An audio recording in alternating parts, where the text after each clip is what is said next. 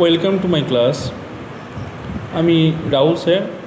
আমি নিয়ে এসেছি আজকে তোমাদের জন্য আরও একটি নতুন অধ্যায়, ষষ্ঠ শ্রেণীর কোষে দেখি সাতের অঙ্কগুলো কী করতে হবে না, দশমিক ভগ্নাংশকে পূর্ণ সংখ্যা ও দশমিক ভগ্নাংশ দিয়ে গুণ ও ভাগ, এই ধরনের অঙ্কগুলো এখানে আছে। আমরা আজকে একদম প্রথম থেকে অঙ্কগুলো করব এবং খুব সহজে আমরা বোঝার চেষ্টা করব যে অঙ্কগুলো কীভাবে করতে হয়। ঠিক আছে? তো আশা করছি তোমাদের এই অঙ্ক নিয়ে আর কারো কোনো সমস্যা থাকবে না। ভিডিওটি শেষ পর্যন্ত দেখবে এবং বন্ধুদের মাঝে অবশ্যই ভিডিওটি শেয়ার করবে, যাতে করে তাদেরও অনেক উপকারে আসে। এবং ভিডিওটি ভালো লাগলে অবশ্যই একটি করে কমেন্টসে জানাবে যে কেমন লাগলো এবং একটা করে লাইক করে দেবে। ঠিক আছে? আর সাবস্ক্রাইব করে অবশ্যই বেল আইকনটিকে প্রেস করে দেবে, যাতে করে আমাদের করা ভিডিও অর্থাৎ অঙ্কের সমস্ত সমাধান সবার আগে নোটিফিকেশন আকারে তোমার কাছে পৌঁছে যায়। তো চলো বেশি কথা না বলে আমরা অঙ্কে চলে যাই। তো এখানে দেখো, প্রথম যে অঙ্কটা দেওয়া আছে, বর্গাকার সাদা কাগজে 10 × 10 সমান বর্গাকার ঘর তৈরি করে আলাদা রং দিয়ে হাতে কলমে 0.5 × 0.9 আবার কমা 0.2 × 0.8 এদের মান কত দেখি। দেখো, এই ধরনের অঙ্ক না তোমাদের পরীক্ষায় কিন্তু দেওয়া থাকে না। ঠিক আছে? তাই আমি এই অঙ্কটা কিন্তু করাচ্ছি না। আমি তোমাদের 2-এর দাগের অঙ্ক থেকে শুরু করব। ঠিক আছে? তো প্রথম অঙ্ক কী দিয়েছে খুব ভালো করে বোঝো, একদমই সহজ অঙ্ক, কিচ্ছু নেই। ঠিক আছে? অঙ্ককে ভয় পাবে না। আমি আবারও বলছি, হ্যাঁ তোমাকেই বলছি যে অঙ্ককে ভয় পাবে না। অঙ্ককে তুমি যদি ভয় পাও না, তাহলে কিন্তু অঙ্ক তোমার পিছন ছাড়বে না। এটা কিন্তু ভয় তোমার পিছন ছাড়বে না আর কি, এক কথায়। তো শেষ পর্যন্ত থাকো, তারপর দেখো যে অঙ্ককে তুমি ভয় পাবা নাকি পাবা না, নাকি আমার সঙ্গে অঙ্ক করে তুমি ভয়কে জয় করবা। ঠিক আছে? চলো, প্রথম অঙ্ক অর্থাৎ 2-এর দাগের অঙ্কে বলেছে মিঠু 4টি খাতা কিনবে। একটি খাতার দাম 12.75 টাকা হলে মিঠুকে কত টাকা জোগাড় করতে হবে হিসেব করি। ঠিক আছে? তো খুব ভালো করে বোঝো, মিঠু 4টি খাতা কিনবে। কটি খাতা কিনবে? মিঠু 4টি খাতা কিনবে। একটি খাতার দাম হচ্ছে 12.75 টাকা। একটি খাতার দাম কত? 12.75 টাকা। ঠিক আছে? তাহলে মিঠুকে কত টাকা জোগাড় করতে হবে, মিঠুর জায়গায় তুমি তোমার নিজেকে বসাও। তুমি, ঠিক আছে, তুমি নিজেকে বসাও। মিঠু নয় তো, এটা তুমি দোকানে গেছো, তোমার 4টে খাতার প্রয়োজন। ঠিক আছে? এবার 4টে খাতার যে তোমার প্রয়োজন, তুমি তো প্রথমে গিয়ে বলবে যে দোকানদারকে যে আমাকে খাতা দেখাও।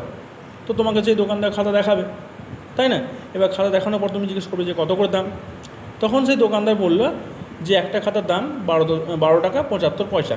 এই যে এখানে যে দশমিক আছে, দশমিকের বাঁ দিকে দেখো 12 লেখা আছে, এই দিকেরটা হচ্ছে টাকা, আর দশমিকের ডান দিকে যেটা আছে এটাকে বলে পয়সা।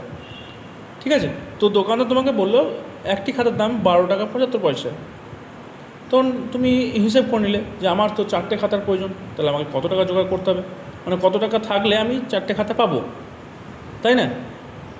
তুমি তো টাকা দেবে, তবেই তো দোকানদার তোমাকে খাতা দেবে, তাছাড়া তো তোমাকে দোকানদার খাতা দেবে না। তো সেই হিসাবটা তোমাকে করতে হবে। ঠিক আছে? তো চলো অঙ্কে আসা যাক। খুব ভালো করে বুঝবে। ঠিক আছে? খুব ভালো করে বুঝবে। কোষে দেখি 7, আমি 2-এর দাগের অঙ্ক থেকে করাচ্ছি। দেখো, বলেছে একটি খাতার দাম, একটি খাতার দাম 12.75 টাকা। এটা কিন্তু আমি বলছি না, এটা কিন্তু বই বলছে। একটি খাতার দাম 12.75 টাকা, বইই দেওয়া আছে, তাই না? এবার তাহলে আমাকে কটা খাতা কিনতে হবে? আমাকে তো 4টে খাতা কিনতে হবে। তাহলে অতএব 4টি খাতার দাম, তাহলে আমি কি এখানে 4 বার কি 12.75 লিখব? নিশ্চয়ই লিখব না। তার কারণ আমরা এর আগেই শিখেছি যে একই সংখ্যা যদি বারবার রিপিট হয়, সেক্ষেত্রে আমরা যোগ না করে আমরা গুণ করে দিই। তার কারণ আমরা জানি যে যোগের সংক্ষিপ্ত পদ্ধতিকে কী বলা হয় না, গুণ। রাইট? তো চলো, 4টি খাতার দাম তাহলে কী করবো আমি এখানে? নিশ্চয়ই 12.75 এটার সঙ্গে নিশ্চয়ই 4 গুণ করে দেব, যেটা বেরোবে সেটাই টাকা, 4টি খাতার দাম, তাই না? তো এক্ষেত্রে দেখো, এটা তুমি মুখে মুখেও করতে পারো, এটা তুমি মুখে মুখেও করতে পারো। তো পরীক্ষার সময় তো তোমাকে একটু ফাস্ট করতেই হবে, তাই না? তো চলো সেই শর্টকাট ট্রিক্সটা আমি তোমাদেরকে মানে বলে দিই। দেখো এখানে 4 5-এ এটার সঙ্গে এটা গুণ করবে, এটার সঙ্গে এটা গুণ করবে, যেমন পরপর আছে। তারপর দশমিকের ফ্র্যাকশন আমি পরে আসছি, এটাকে আমি রাফেও দেখিয়ে দিচ্ছি এরপরে। দেখো 4 5-এ কত হয়? 4 5-এ 20, 20 শূন্য, 4 5-এ 20, 20 শূন্য, হাতে থাকলো 2। এবার 4-এর সঙ্গে 7 গুণ করো, 4 7-তে কত হয়? 28, হাতে কত আছে? 2, 28 আর 2-এ 30, 30-এর শূন্য, হাতে থাকলে কত? 3, 4 2 8, তাই না? 8 আর হাতে কত ছিল? হাতে ছিল 3, তাহলে 8 আর 3-এ কত হয়? 11, 11-র 1, হাতে থাকলো 1, দেখো 4 1-এ 4, 4 আর 1-এ 5, এটা হলো। এবার দেখো এখানে দশমিক ছিল, তাই না? এই দশমিকের ডান দিকে কটা সংখ্যা আছে? দশমিকের ডান দিকে দেখো দুটো সংখ্যা আছে। তাহলে এই যে আমার সংখ্যাটা আছে, এই সংখ্যার ডান দিক থেকে দুটো সংখ্যার পর দশমিক বসিয়ে দাও। তাহলে এই দেখো একটা সংখ্যা, দুটো সংখ্যা, এখানে বসিয়ে দাও দশমিক, বাস। তাহলে কী বেরোলো? 51, এখানে তো 0 0 পয়সা, তাই না? তাহলে 51 টাকা। ঠিক আছে, চলো এই গুণটাই আমি তোমাদেরকে রাফে দেখিয়ে দিই। দেখো 12.75 টাকা। এই যে এটার সঙ্গে আমাকে 4 গুণ করতে হয়েছে, ঠিক আছে? এটার সঙ্গে আমাকে 4 গুণ করতে হয়েছে, ঠিক আছে? তাহলে দেখো 4 5-এ 20 শূন্য, হাতে থাকলো 2, 4 7-এ 28, 28 আর 2-এ 30, 3-এর শূন্য 30, ঠিক আছে? এবার দেখো 4 2 8, 8 আর 3 11, 11-র 1, হাতে থাকলো কত? 1, আবার দেখো 4 1-এ 4, 4 আর 1-এ 5 হলো। এবার দেখো এখানে দশমিকের পরে কটা সংখ্যা আছে? একটা দুটো। তাহলে এখানে দশমিকের পরে এই যে এই ডান দিক থেকে দুটো সংখ্যার পর দশমিক বসে যাবে, যেহেতু দশমিকের ডান দিকে দুটো সংখ্যা, তাই এখানে ডান দিক থেকে দুটো সংখ্যার পর দশমিক বসে যাবে। একটা সংখ্যা দুটো সংখ্যা, দেখো দশমিক বসে গেলো। তাহলে দেখো এটাই কিন্তু আমার এটা এলো, তাই না? তাহলে আমাকে অঙ্কটাই কী চেয়েছিল না, কত টাকা জোগাড় করতে হবে মিঠুকে? না লিখবো অতএব 4টি খাতা কিনতে, 4টি খাতা কিনতে মিঠুকে কত টাকা? 51 টাকা। 51 টাকা কি জোগাড় করতে হবে? জোগাড় করতে হবে। ঠিক আছে, আশা করছি বুঝতে পেরেছো অঙ্ক, আশা করছি অঙ্ক বুঝতে পেরেছো। দেখো একটু ভিডিওটা তোমার হয়তো নড়বড়ে হচ্ছে, কারণ আমার কাছে ধরো পর্যাপ্ত সেই স্টুডিও সেট আপ নেই। তবে কী বলবো আর, খুব তাড়াতাড়ি আমি চেষ্টা করছি যে একটা স্টুডিও সেট আপ নেওয়ার, কিন্তু সবই তো ধরো কী বলবো, টাকা ছাড়া তো কিছু হবে না। তো দেখা যাক কতদিনে করতে পারি। তবে সকলের আশীর্বাদ থাকলে এবং তোমাদের যদি ভালোবাসা থাকে, তাহলে আমি হয়তো খুব তাড়াতাড়ি স্টুডিও সেট আপ করতে পারবো। তো চলো পরবর্তী অঙ্ক, অর্থাৎ 3-এর দাগের অঙ্ক কী বলেছে দেখা যাক। লেখা আছে, দেখো রেজিনা বিবি তাঁর জমির 0.35 অংশে বাড়ি করেছেন ও বাকি অংশের 0.2 অংশে ফুলের চাষ করেছেন। তিনি তার জমির কত অংশে ফুলের চাষ করেছেন হিসেব করি। খুব ভালো একটা অঙ্ক, ঠিক আছে? এটা স্টার মেরে রাখতে পারো, পরীক্ষায় কিন্তু আসতে পারে না। এখানে দেখো রেজিনা বিবি তাঁর জমির 0.35 অংশে বাড়ি করেছেন ও বাকি অংশের 0.2 অংশে ফুলের চাষ করেছেন।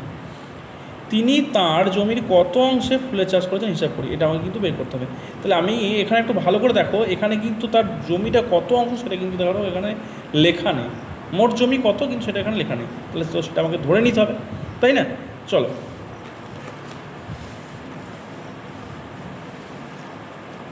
চলো 3-এর অঙ্কটা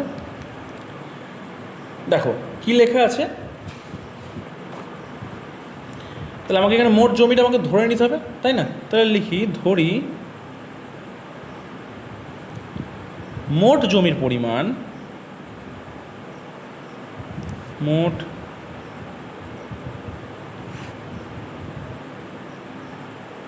জমির পরিমাণ সমান হচ্ছে 1 অংশ। আমি তো এটা জানি না যে কত অংশ, তাহলে সেটাই আমাকে লিখতে হবে যে 1 অংশ। এবার তার জমির কি বলেছে না, তার জমির 0.35 অংশে বাড়ি করেছে, ঠিক আছে? অতএব এই যে মোট জমিটা আমি তো জানি না, সেই জন্য আমি 1 ধরেছি। এই মোট জমির 0.35 অংশে কিন্তু বাড়ি করেছেন। দেখো এটা যেহেতু কথার অঙ্ক, তাই আমি একটু লিখে লিখে করব, ঠিক আছে? তোমরাও লিখে লিখে করবে তাহলে কিন্তু ফুল মার্কস পাবে, ঠিক আছে? তাহলে কিন্তু নাম্বার কাটার কোনো রকমের জায়গা পাবে না, স্যার ম্যাম যিনি খাতা দেখবেন নাম্বার কাটার কিন্তু কোনো রকমের জায়গা পাবে না, ঠিক আছে? তো চলো তাহলে কী লিখবো না, রোজিনা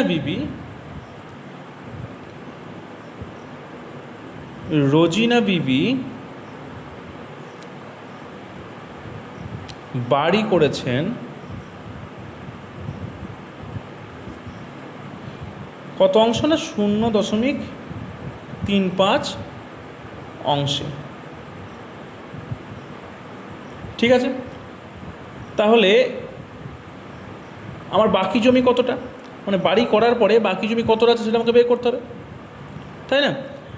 তাহলে লিখব অতএব, মানে এই মোট জমির 0.35 অংশে যদি বাড়ি করা হয়ে গিয়ে থাকে তাহলে তো তারপরেও তো আমাদের সবটা তো আর মানে বাড়ি করেনি, কিছুটা অংশ বাড়ি করেছে, তারপরেও কতটা জায়গা বাকি আছে। মানে এটা যদি আমার একটা জমি হয়, তাহলে ধরো এতটা অংশ সে বাড়ি করে ফেলেছে, কথার কথা বলছি, তাহলে তো তোমার এই অংশটা বাকি আছে, তো সেটা কতটা বাকি আছে সেটা আমাকে লিখতে হবে। তাহলে অতএব জমি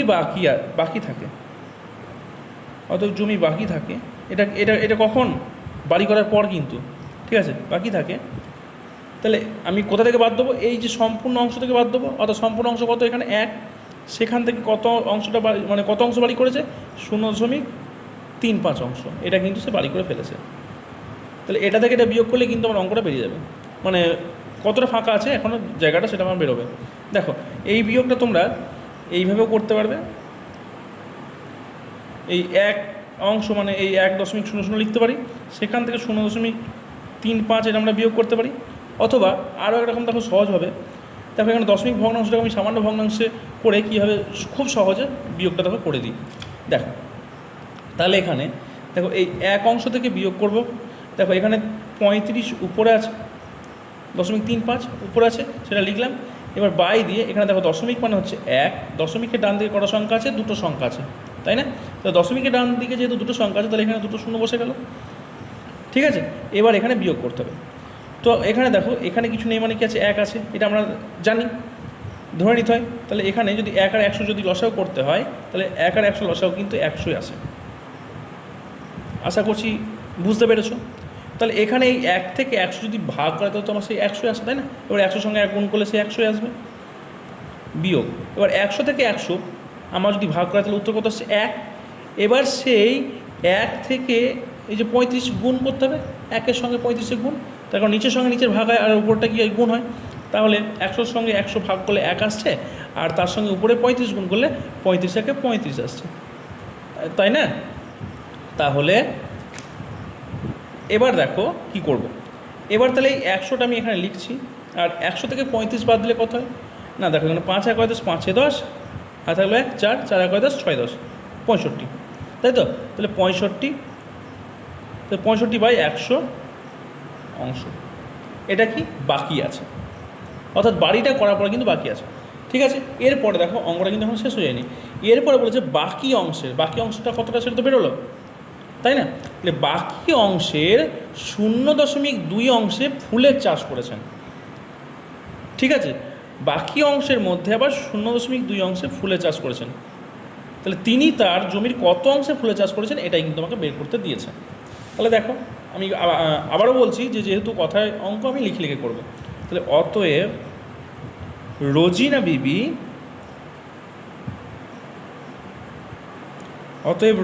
বিবি ফুলের চাষ করেছেন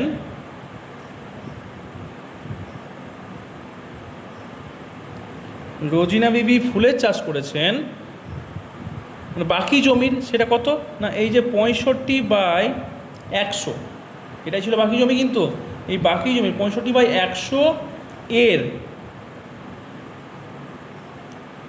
0.2 অংশে, এটা কিন্তু আমি বলছি না, এটা কিন্তু বই বলে দিয়েছে, বইয়ে কিন্তু এটা বলে দিয়েছে, ঠিক আছে?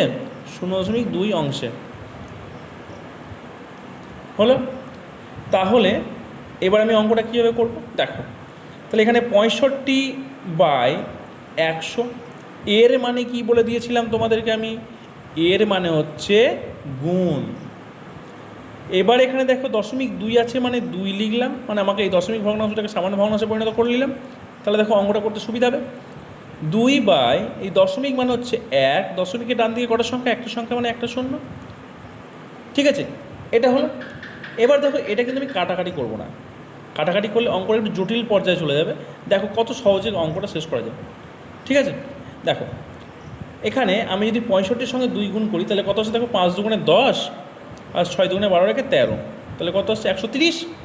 ঠিক আছে, বাই এখানে দেখো 100, তার সঙ্গে 10 গুণ করলে কত হবে দেখো, 1 1 1 কে 1, আর কটা শূন্য আছে, একটা দুটো তিনটে, তাহলে 3টে শূন্য বসিয়ে দাও, 3টে শূন্য বসে গেল। ঠিক আছে, সমান দেখো এখানে কটা শূন্য আছে, 3টে শূন্য আছে, তার মানে কি 3 ঘর পর দশমিক বসে যাবে, তাহলে আমার অঙ্কটা শেষ। মানে সামান্য ভগ্নাংশকে দশমিক ভগ্নাংশ করার নিয়ম তো আমি তোমাদেরকে খুব সুন্দরভাবে বুঝিয়ে দিয়েছি, সেটা এখানে করে দেবো। তাহলে দেখো এখানে যে এই যে 1 3 0 1 3 0, ঠিক আছে, মানে 3টের সঙ্গে পর দশমিক বসে গেল, মানে দশমিকটা আমার এখানে বসবে, তাই না? এবার এই শূন্যটা কেটে দাও, আর এদিকে দেখতে ভালো লাগছে না বলে এখানে একটা শূন্য বসিয়ে দাও, তাহলে কী হবে 0.13 অংশ, 0.13 অংশ। এটাই কিন্তু আমার অঙ্কে চেয়েছিল, যে তিনি তার জমির কত অংশে ফুলের চাষ করেছেন। মানে অতএব লিখে দাও এবার, তাহলে অতএব তিনি তার জমির 0.13 অংশে ফুলের চাষ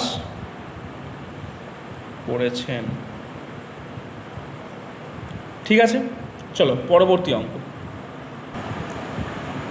দেখো। 4 দাগের অঙ্কটা কি বলেছে না, আমার কাছে 150 টাকা আছে, আমার টাকার 0.3 অংশ দিয়ে খাতা কিনলাম এবং আমার টাকার 0.4 অংশ দিয়ে গল্পের বই কিনলাম। এখন আমার কাছে কত টাকা পড়ে আছে হিসাব করি, এটা আমাকে দিয়েছে। তাহলে কি বলছে, আমার কাছে কত টাকা আছে, 150 টাকা আছে, তাই না? আমার টাকার আমার টাকার বলতে কোন টাকার, এই যে এই 150 টাকার, তাহলে আমার টাকার 0.3 অংশ দিয়ে খাতা কিনলাম এবং আমার টাকার বলতে 150 টাকার, আমার টাকার 0.4 অংশ দিয়ে গল্পের বই কিনলাম। এটাও কিনলাম, এটাও কিনলাম। কোথা থেকে কিনছি, আমার যে টাকা আছে সেখান থেকে কিনছি, তাই না? তার মানে কি, আমার তো টাকা কমছে। বেশ, আসছি। এবার বলছে কি, এখন আমার কাছে কত টাকা পড়ে আছে হিসাব করি। মানে তুমি ধরো দোকানে গেছো, ঠিক আছে, তুমি ধরো দোকানে গেছো, দিয়ে তুমি জিনিস কিনবে, তাহলে কি তোমাকে জিনিসটা কি এমনি এমনি দিয়ে দেবে? নিশ্চয়ই দেবে না, তার জন্য তোমার কাছ থেকে টাকা নেবে তো। এবার টাকার বিনিময়ে কিন্তু দোকানদার তোমাকে জিনিসটা দেবে, রাইট? তুমি 10টা টাকা নিয়ে গিয়েছো, দিয়ে তুমি 10 টাকা দিয়ে একটা চকলেট কিনলে 5 টাকা দামে, আর একটা কিছু কিনে নিলে 2 টাকা দামে, তাহলে তোমার কাছে কত টাকা আছে দেখো। তার মানে তুমি 10 টাকা নিয়ে গিয়েছিলে, সেখান থেকে তুমি 5 টাকার 2 টাকা 7 টাকা কিন্তু তোমার খরচা হয়ে গেছে। তাহলে তোমার কাছে কত টাকা আছে সেটা তুমি কী করে বের করবে? মোট টাকা থেকে যে টাকাটা খরচা হয়ে গেল সেই টাকাটা বিয়োগ করে দিলে তো তোমার মোট মানে আর ক টাকা পড়ে আছে সেটা বেরিয়ে আসবে, তাই না? তাহলে এখানে দেখো অঙ্কগুলো কথায় লেখা অঙ্ক, তাই আমি কিন্তু একটু লিখে করবো। তাহলে প্রথমেই লিখতে হবে কি, 4 থেকে দেখো, প্রথমেই লিখতে হবে না আমার কাছে কত টাকা ছিল, 150 টাকা, ওটাই লিখব। আমার কাছে মোট টাকা আছে, আমার কাছে মোট টাকা আছে কত টাকা, 150 টাকা। ঠিক আছে, আমার কাছে মোট টাকা আছে কত টাকা, 150 টাকা। খাতা কিনলাম কত টাকা, দেখো খাতা কিনছি আমার টাকার 0.3 অংশ দিয়ে, তাই না? তাহলে খাতা কিনলাম, অতএব খাতা কিনলাম কোন টাকা থেকে, আমার টাকা থেকে। তাহলে আমার টাকা কত ছিল, 150 টাকা। তাহলে 150 টাকার 0.3 অংশ দিয়ে, তাই না? তাহলে এই যে টাকার মানে কি, টাকা এর বেশ, তাহলে 150 আর এর মানে কি বলে দিয়েছিলাম, গুণ। তাহলে 150 টাকার দশমিক ভগ্নাংশটাকে সামান্য ভগ্নাংশ করে নাও। তাহলে এখানে 3 আছে দশমিকের পরে, 3 লিখে দিলাম। দশমিক মানে 1, দশমিকের ডান দিকে একটা সংখ্যা মানে একটা শূন্য বসে গেল, তাই না? কি এটা? টাকা। টাকা বের করছি তো আমি, তো টাকা লিখবো। এবার 0 0 কেটে দাও, দিয়ে 1500, তাহলে 0 0 কেটে গেল।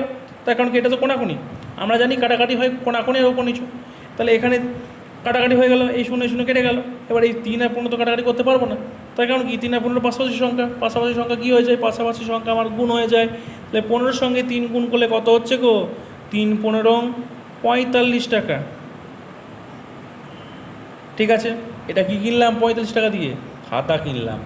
এরপরে দেখো আরও আছে, এরপরে বলেছে এবং আমার টাকার 0.4 অংশ দিয়ে গল্পের বই কিনলাম। ঠিক আছে, 0.4 অংশ দিয়ে গল্পের বই কিনলাম।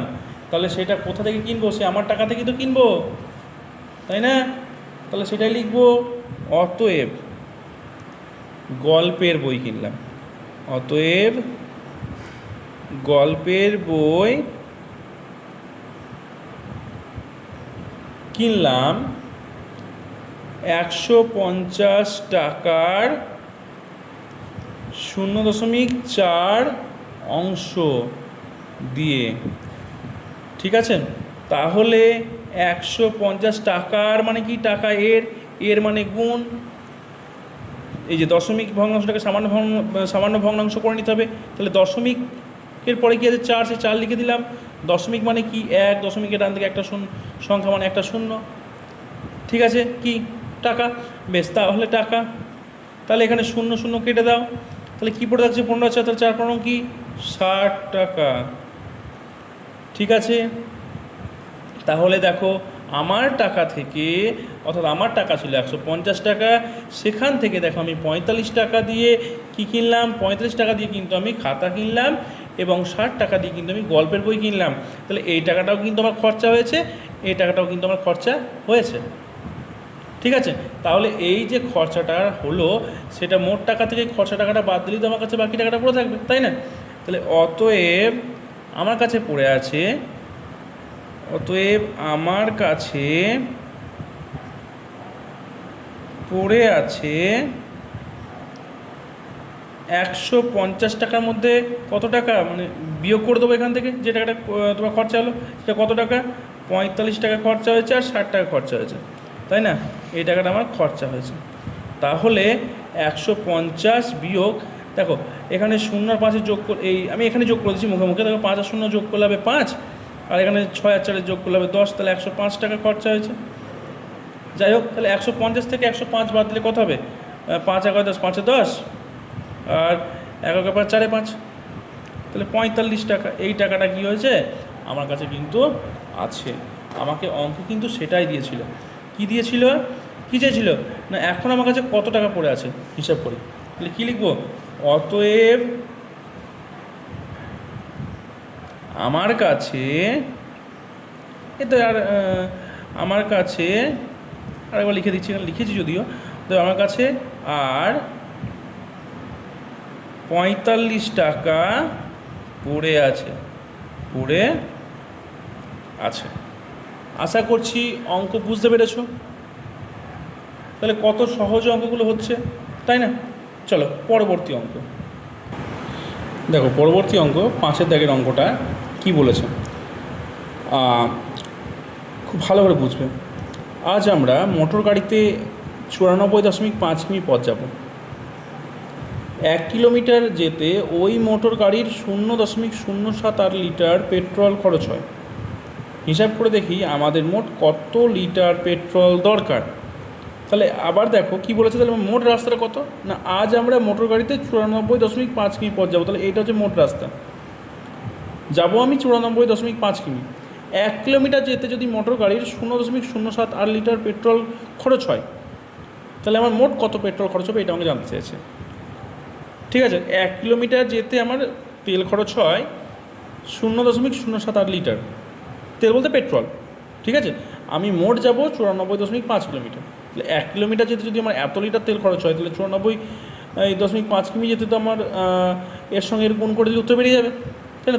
তাই ঠিক কি না? তো এখন প্রতি কিলোমিটার যদি তোমার 0.078 লিটার মানে করে পেট্রোল লাগবে, 1 কিলোমিটার এখানে বলে দিচ্ছে 1 কিলোমিটার যেতে আমার পেট্রোল লাগছে এত লিটার, তাহলে আমার মোট যাবো এত কিলোমিটার, তাহলে আমি প্রতি কিলোমিটারই তো এতটা করে তেল আমার লাগবে, তাহলে এটার সঙ্গে এটা গুণ করে দিলে তোমার উত্তর বেরিয়ে যাবে, তাই না? চলো অঙ্কটা করে দিই, খুব সহজ অঙ্ক। দেখো যেহেতু কথায় লেখা অঙ্ক, তাই আমি একটু লিখে লিখে করবো। কী লিখবো না, 1 কিমি পথ যেতে পেট্রোল খরচ হয় 0.078 লিটার। বইয়ে লেখা আছে, এগুলো সব বইয়ে লেখা আছে। তাহলে 1 কিমি যেতে আমার মানে তেল খরচ হয় কত, 0.078 লিটার, ঠিক আছে? এবার আমি যাব কত, অতএব 94.5 কিমি পথ যেতে পেট্রোল খরচ হয়, কী বললাম, গুণ করে দিতে বেরিয়ে যাবে, তাই না? তাহলে 0.078 এর সঙ্গে 94.5 গুণ করে দিলেই তো আমার উত্তরটা বেরিয়ে যাবে, মানে বেরিয়ে যাবে। তাহলে গুণটা চলো করি। গুণটা কীভাবে করবো দেখো, 0.078 এর সঙ্গে দেখো 94.5 গুণ করে দাও। দেখো এখানে দশমিক আছে যেগুলো তোমরা এগুলো ভাববে না যে দশমিক আছে, তো তোমরা দশমিক নাই ভেবে তোমরা কিন্তু গুণগুলো করো, দশমিক নেই তাই ভেবে নাও যে দশমিক এখানে দেওয়া নাই। তাহলে আমি গুণটা কেমনভাবে করতাম সেইভাবে আমরা গুণ করবো। দেখো 5 8 কত হয়, 5 8 40, 40-এর 4 হাতে হলো, এই 40-এর তোমার শূন্য বসে গেল, হাতে হলো 4, 5 7 35, 35-এর 4 কত হয় 39, 39-এর 9 হাতে গেলো 3, 5 0 0, আর এখানে তাহলে 3 বসে গেল, আর এখানে তো দশমিকের বাঁ দিকে শূন্য তো ধরার দরকার নেই, ঠিক আছে? এবার এখানে কাটা চিহ্ন দাও, ক্রস চিহ্ন দাও। দেখো এখানে তোমরা এখন ক্রস চিহ্ন দিতে পারো বা শূন্য বসাতে পারো, যা খুশি, ঠিক আছে? এবার 4-এর সঙ্গে ওপরের সঙ্গে গুণ করো একই রকমভাবে। দেখো 4টে কত হয়, 3 10 2 32, তাহলে 3 2 বসে গেল, 4 7 28 28, আর 3-এর যোগ করে কত হবে 28, 29 30 31, তাহলে 3 10 1 31, ঠিক আছে? এবার দেখো হাতে হলো 3 4 0 0, তাই তো? তাহলে এখানে কী বসে যাবে, ওই হাতে 3টা বসে যাবে, ঠিক আছে? এবার চলো আরেকটা কাটা চিহ্ন দাও। এবার 9-এর সঙ্গে উপরেগুলো গুণ করে দাও। দেখো 8 9 কত হয়, 8 9 হয় 72, 7 10 2 72, ঠিক আছে? তাহলে হাতে হলো 7, দেখো 7 9 63, 63 আর 7 কত হয়, 63-এর সাথে 70, 70-এর শূন্য হাতে হলো 7, এবার দেখো 9 0 0, এই 7টা এখানে বসে গেল, ঠিক আছে? এবার আমাকে কী করতে হবে, যোগ করতে হবে। গুণের ক্ষেত্রে যেহেতু যোগ করতে হয় তাহলে যোগটা করে দেবো। তাহলে দেখো এখানে কত হচ্ছে, দেখো 0 9 আর 2 11, হাতে হলো 1 3, আর হাতে রেখে 4 5 6 7, ঠিক আছে? হাতে কিছু নেই। এবার 3 আর 0 যোগ করলে কত হবে, 3 আর 0 যোগ করলে তো 3ই আসবে, আর এখানে 7 বসে গেল। এটা হলো আমার মানে গুণফল নর্মালি। এবার আমি যে এই যে দশমিক আছে, এবার দশমিকে দেখবো আমি যে কত ঘর পর দশমিক বসবে। দেখো এখানে দশমিকের পরে কটা সংখ্যা আছে, 1 2 3টে, এখানেও দেখো দশমিক আছে, এখানে দশমিকের পরে কটা সংখ্যা আছে, একটা। তাহলে এই টোটাল দশমিকের পরে কটা সংখ্যা আছে সেটা আমি দেখে নেবো। তাহলে দেখো 1 2 3 আর এই একটা 4টে, মোট দশমিকের পরে কটা সংখ্যা আছে, 4টে। ঠিক তেমন এইখানে আমি একই রকমভাবে ডান দিক থেকে 4টে ঘর সংখ্যার পর দশমিক বসিয়ে দেবো। দেখো 1 2 3 4টে, তাহলে কোথায় বসছে, এখানে দশমিক বাস হয়ে গেল।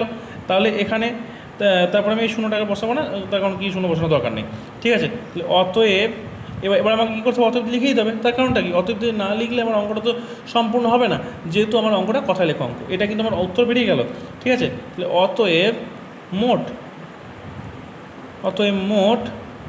7.371 লিটার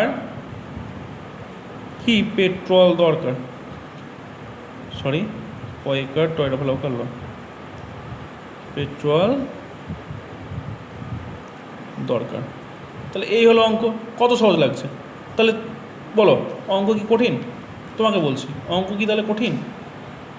অঙ্ক কি কঠিন না, অঙ্ক কঠিন নয়। অঙ্ককে আমরা শুধুমাত্র ভয় পাই, অঙ্ককে শুধুমাত্র আমরা ভয় পাই, আর কিছু না। অঙ্ক কিন্তু সহজ, আমরা যদি বুঝে অঙ্ক করতে পারি তাহলে অঙ্কের মতো সহজ সাবজেক্ট হয় না, ঠিক আছে? অঙ্কের মতো কিন্তু সহজ সাবজেক্ট হয় না, অঙ্কতে ফুল মার্কস পাওয়াটা কোনো ব্যাপারই না। আর তোমাদের যে নাম্বারগুলো কম হচ্ছে পরীক্ষায় অঙ্কে, তার মূল কারণই হচ্ছে তোমাদের ভয়, মূল কারণটাই হচ্ছে কিন্তু তোমাদের ভয়, তোমরা ভয় করো বলে। আর আরও একটা যেটা মূল কারণ, মানে প্রধান কারণ যেটা, যে তোমরা অঙ্ক বাড়িতে প্র্যাকটিস করো না। একদম ধ্রুব সত্য কথা যে তোমরা প্রিভিয়াস যে অঙ্কগুলো হয়ে যাচ্ছে ব্যাচে সে বা স্কুলে, সেই সমস্ত অঙ্কগুলো তোমরা বাড়িতে গিয়ে আর একজনও খুলে দেখো না। তোমরা সব মানে ওভার কনফিডেন্স তোমাদের মধ্যে যে হ্যাঁ আমি অঙ্কগুলো পারবো, কিন্তু যখনই পরীক্ষায় তুমি করতে যাচ্ছ তখনই কিন্তু তুমি অঙ্কগুলো সব ভুলে যাচ্ছে। এটাই স্বাভাবিক, এটাই কিন্তু হওয়া মানে মানে বাঞ্ছনীয়, কিছু করার নেই। তার কারণ তুমি যদি প্র্যাকটিস না করো তোমার মনে হবে অঙ্কগুলো সহজ ছিল, সব পেরেছিলাম, ক্লাসে স্যার যখন করতে দিয়েছিলেন তখন সব করে দিয়েছিলাম, সব পেরে যাব, কিন্তু তুমি কিচ্ছু পারবে না। পারলে তো খুব ভালো কথা, কিন্তু সেটা হয়ে ওঠে না। ঠিক আছে, এই যে আমি যে তোমাদেরকে অঙ্ক করাচ্ছি, আমি যদি এখন বছর 4-5 যদি আমি অঙ্কর সঙ্গে ডিটাচ থাকি তাহলে আমিও অঙ্ক ভুলে যাব। ঠিক আছে, এই হচ্ছে ব্যাপার। তাহলে অঙ্ক যে কোনো সাবজেক্টই তাই, কিন্তু অঙ্ক আমার প্র্যাকটিস দরকার, প্রচুর প্র্যাকটিস দরকার। যদি প্র্যাকটিস যদি না করো না তাহলে কিন্তু অঙ্ক পারবে না। চলো পরবর্তী অঙ্কটা দেখা যাক কী বলেছে। দেখো খুব ভালো করে বুঝে করো, অঙ্ক সহজ। তোমাকেই বলছি, হ্যাঁ তোমাকেই বলছি, অঙ্ক বুঝে করো, তুমিও পারবে। অন্যজনেরা যেমন পারছে না তেমন তুমিও কিন্তু পারবে। অঙ্ক অঙ্ক কিন্তু কঠিন জিনিস নয়, শুধু একটু বুঝে করতে হবে, একটু বুঝে করো। দেখো তোমাদের জন্য কিন্তু আমি এত পরিশ্রম করছি, ঠিক আছে, তোমাদেরও কিন্তু একটা দায়িত্বের মধ্যে পড়ে যে অঙ্কে একটু ফুল মার্কস পেয়ে স্যারকে জানানো যে স্যার আমি অঙ্কে ফুল মার্কস পেয়েছি। আমার কিন্তু এটুকুতেই কিন্তু আমি সন্তুষ্ট, এর থেকে বেশি কিন্তু আমার কিছু মানে চাহিদা নেই। ঠিক আছে, আর তোমাদের কাছে একটা ছোট্ট রিকোয়েস্ট, যদি অঙ্কগুলো করে তোমার একটুকুও হেল্প হয়ে থাকে তো অবশ্যই বন্ধুদের মাঝে অঙ্কের ভিডিওগুলো একটু শেয়ার করে দিও, আর একটা করে লাইক এবং একটা করে কমেন্টস করে দিও। তাতে আমারও কী হবে না, আমারও ভিডিও করার না যে ইন্টারেস্ট সেটা কিন্তু আরও বেশি করে জাগবে। ঠিক আছে, আর আমিও চেষ্টা করবো যে আমার ইউটিউব চ্যানেলটা যাতে একটু গ্রো হোক। তোমাদের কাছে তো আমি টাকা পয়সা কিছু চাইছি না, তাই না, আমি শুধু এটুকুই চাইছি। বেশ, চলো পরবর্তী অঙ্কটা কী বলেছে দেখো। আলিশার দাদা বাড়ি থেকে সাইকেলে চেপে শিবপুর লঞ্চ ঘাটে পৌঁছোতে 1.4 ঘন্টা মানে 1.4 ঘন্টা সময় নিল। তাহলে আলিশার দাদা বাড়ি থেকে সাইকেলে চেপে শিবপুর লঞ্চ ঘাটে পৌঁছোতে 1.4 ঘন্টা সময় নিল।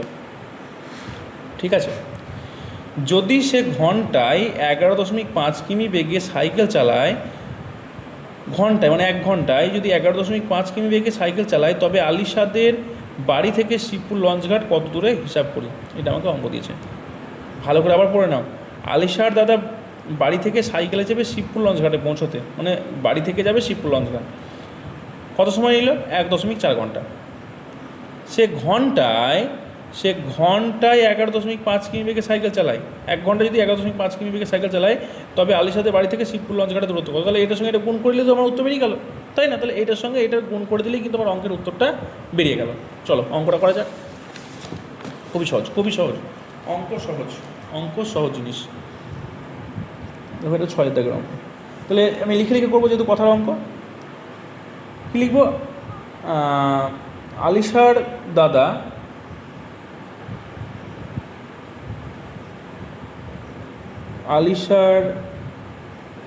দাদা 1 ঘন্টায় যায় 11.5 কিমি। ঠিক আছে, আলিশার দাদা 1 ঘন্টায় যায় 11.5 কিমি। অতএব আলিশার দাদা মোট সময় কত নিয়েছিল? 1.4।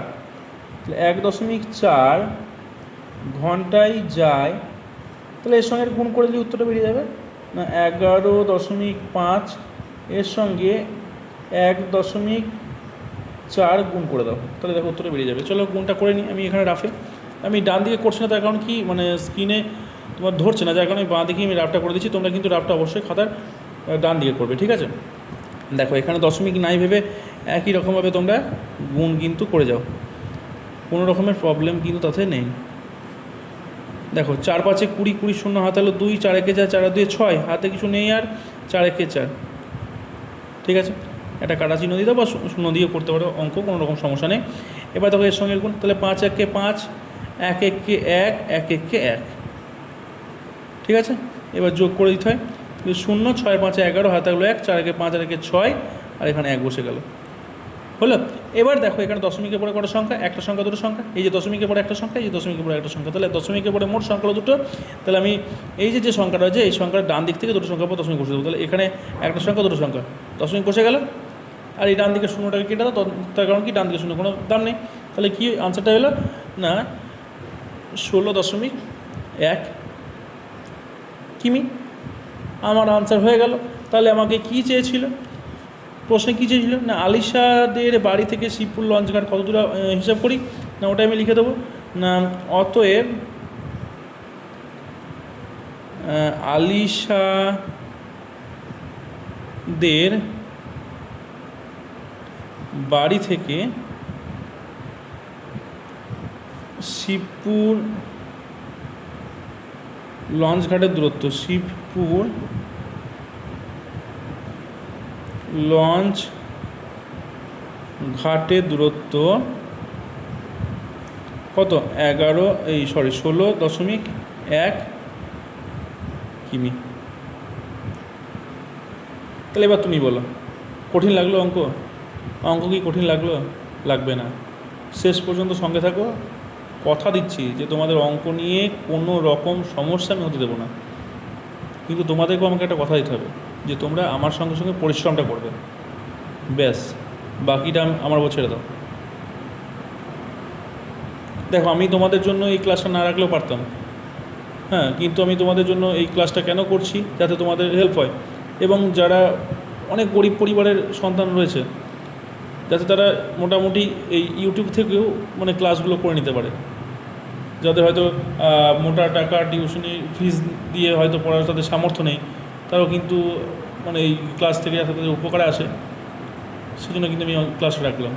একদম সম্পূর্ণ ফ্রিতে আমি ক্লাস রেখেছি অনেকের জন্য, সবার জন্যই এক কথায়। ঠিক আছে, তো আবারই বলছি, যদি ভিডিওটি ভালো লেগে থাকে অবশ্যই বন্ধুদের মাঝে কিন্তু শেয়ার করবে। ঠিক আছে, চলো পরবর্তী অঙ্ক।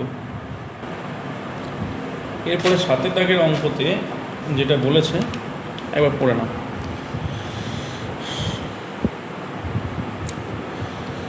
মা আমাকে 2.5 কিগ্রা ডাল কিনে আনতে বললেন।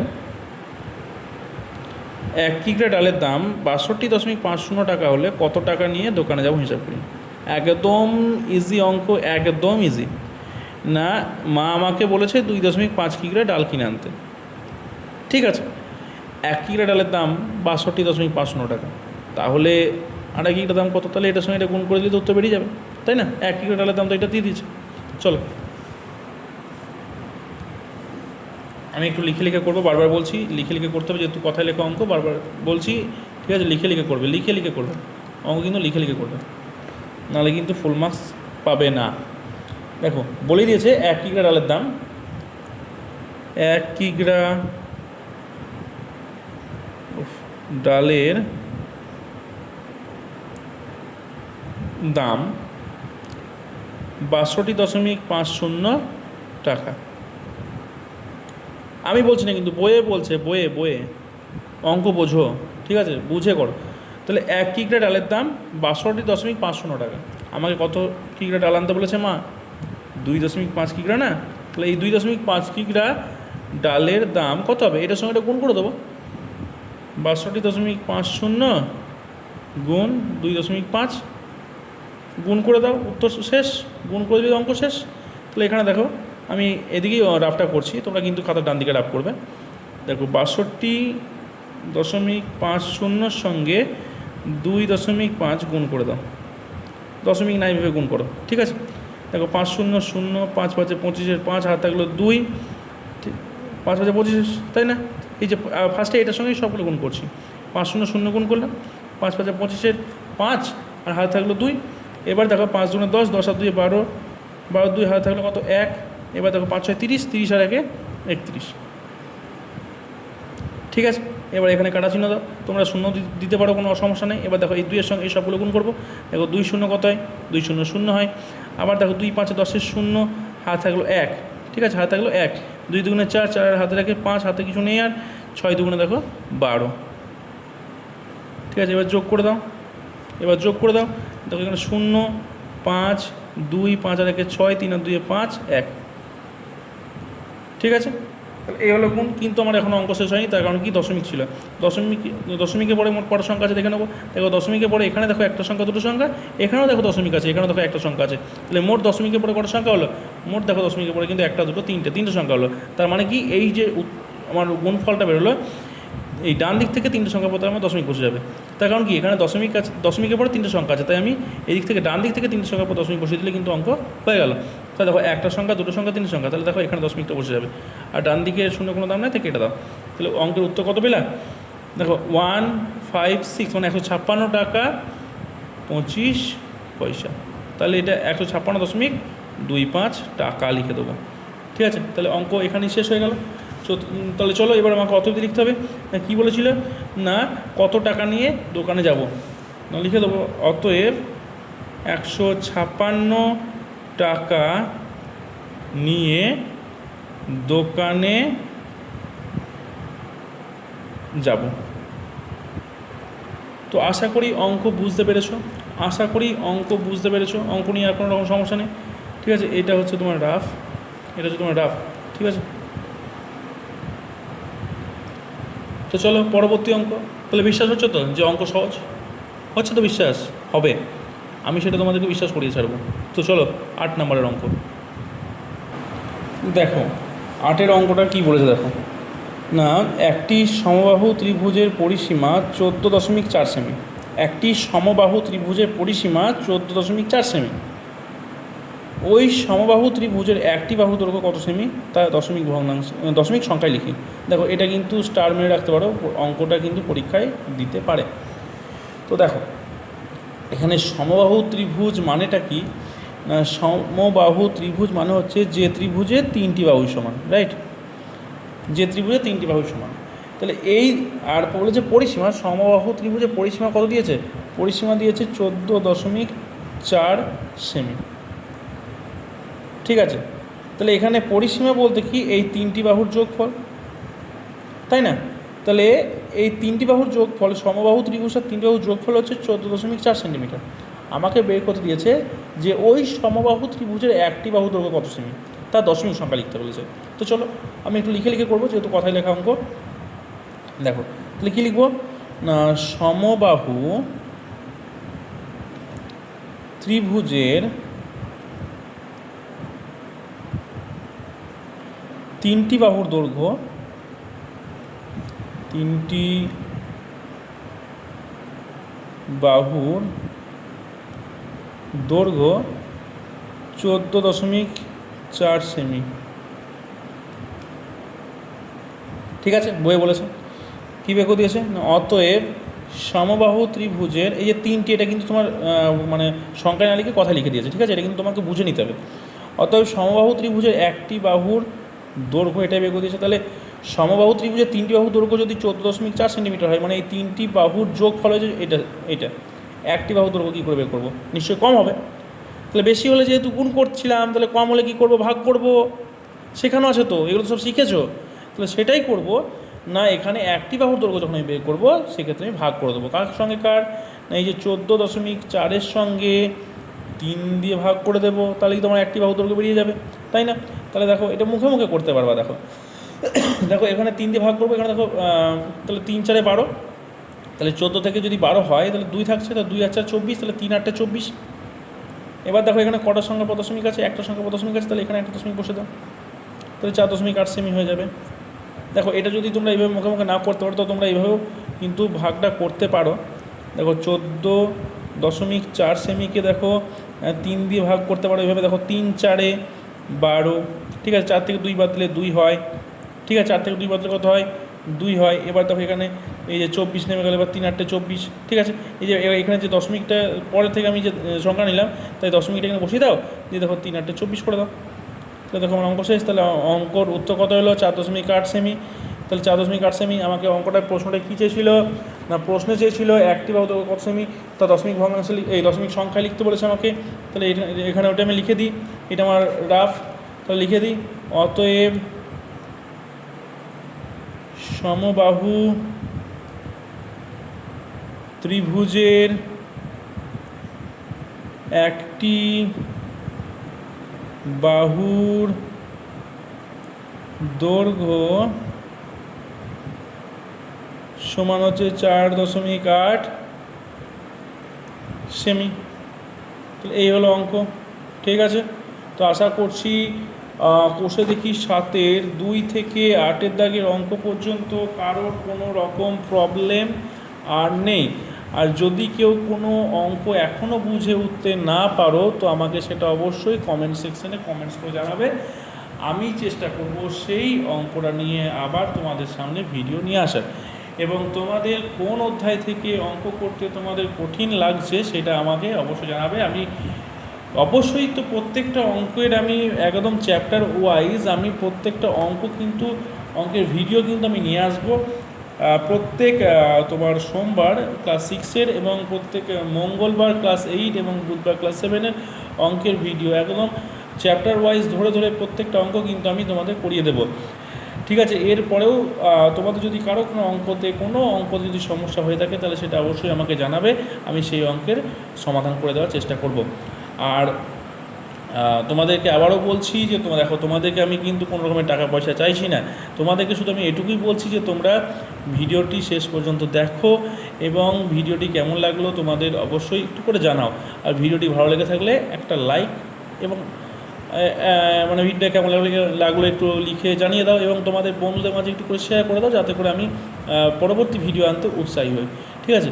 আর কিছু চাই না। আর যেটা সবথেকে বেশি করে চাই যে তোমাদের ভালো রেজাল্ট, তার কারণ আমার ভিডিও দেখে যদি তোমাদের রেজাল্ট ভালো হয়, আমার ক্লাস করে যদি তোমাদের রেজাল্ট ভালো হয়, এর থেকে খুশি কিন্তু আর কেউ হবে না, যতটা খুশি আমি হব। এবং সবথেকে বেশি কিন্তু তোমার মা এবং তোমার বাবা হবে, ঠিক আছে। আর কিছু চাই না। তো দেখো তোমাদের জন্য কিন্তু আমি এই রাত্রি 10:30 বাজছে এখন, ঠিক আছে।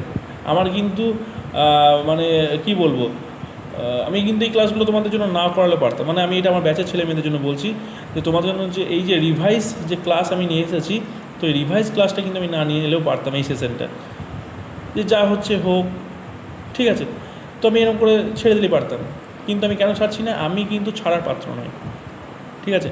তো যাতে করে তোমাদের রেজাল্ট ভালো হয় সেই জন্য কিন্তু আমি এত রাত্রি জেগে, যেহেতু অনলাইন ক্লাসটা হলো না আজকে, প্রচণ্ড নেটওয়ার্ক বিজি, প্রচণ্ড মানে লাইভ আমি ওপেনই করতে পারলাম না, এত হচ্ছে।